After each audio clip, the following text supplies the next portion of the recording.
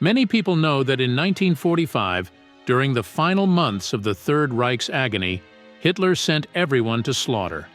The old and the young, boys from the Hitler Youth and the nearly blind accountant from the Tot organization. This was preceded by a speech from the old wreck that the Führer had become. It went like this: "If the German nation cannot stop Stalin's Asian hordes and the Anglo-Americans, then let it perish. There is no place for it under the sun." SS men shot almost all men moving in the direction opposite to the front line without official permission. Gallows with frozen corpses bearing signs on their chests. "He did not want to fight for the Führer," became part of the landscape of torn-apart Germany in the spring of 1945. But few know that a similar situation occurred in France in 1814, when Napoleon's empire was cracking and crumbling. In a futile attempt to stop the Allied forces, whose columns were converging on Paris, everyone was sent into the jaws of death. Veterans of previous wars, physically and mentally maimed, students, soldiers of the National Guard, consisting almost entirely of recent city dwellers, often of very venerable age, and young men suddenly torn from their homes, parental care, and the morning cup of milk from their beloved mother. These still children were called Marie-Louise, after the young rosy-cheeked wife of Emperor Napoleon. The fate of these people, hastily and carelessly trained, turned into soldiers against their will, was mostly unenviable. The road to the city of Vitry, a windy day in 1814. A large column of troops, consisting almost entirely of French National Guard regiments, moved to join Napoleon. They were discovered by the Russians and Prussians. Hussars, dragoons, and cuirassiers of the Allied forces attacked the French. Before the attack, Russian artillery had cut whole swaths through the infantry ranks with cannonballs. The terrible and bloody battle continued until evening. The former shopkeepers fought desperately, creating a legend of the civilian militia's tenacity. But they could not match the ferocious professional cavalrymen of the Allies. Hussars and dragoons cut down the 5,000 of French infantry on the road. Evening was falling, but the National Guard fought on and was almost completely destroyed.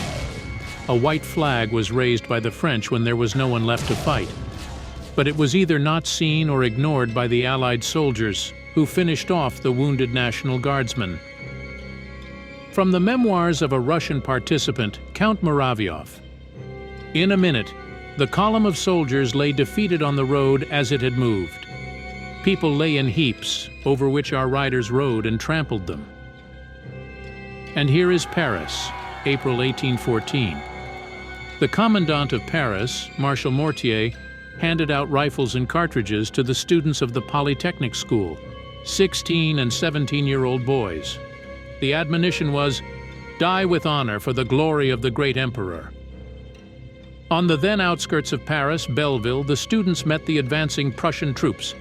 They had 10 to 12 shots each, and that was all.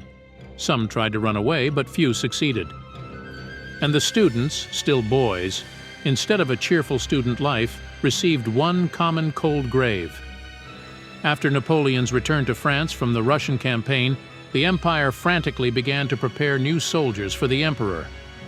He planned to furnish the fields of future grand battles. But there were few soldiers. On the fields of Europe and snowy Russia lay the skulls of 1.5 million men who had once been part of Napoleon's Grand Army.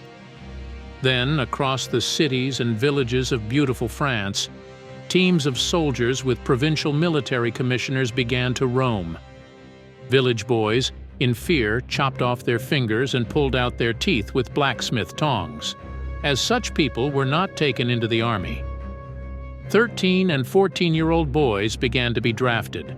To give them a manly appearance, mustaches were drawn with charcoal on their still childish cheeks to give them a fierce look. These were the Marie-Louise. Many of them, forcibly taken from their mothers and fathers, constantly cried, unable to bear the inhuman hardships of military service of those times. They ended their lives by suicide, maimed by sergeants during training.